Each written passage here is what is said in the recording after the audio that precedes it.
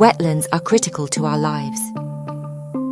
They provide much of the world's freshwater supplies, store 30% of the Earth's terrestrial carbon, and are home to 40% of the world's plant and animal species.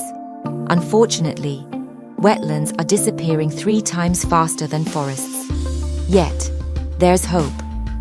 Many people worldwide dedicate their lives to restoring and protecting these vital landscapes. Like the Tahiri Honko project in Madagascar, the world's largest mangrove carbon conservation project. Covering over 1,200 hectares, this initiative works with communities to protect mangroves, trapping 1,300 tons of carbon annually.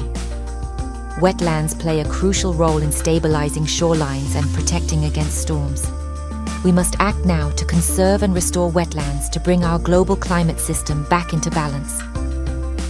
Restoring wetlands ensures a balanced and sustainable future for both biodiversity and communities worldwide.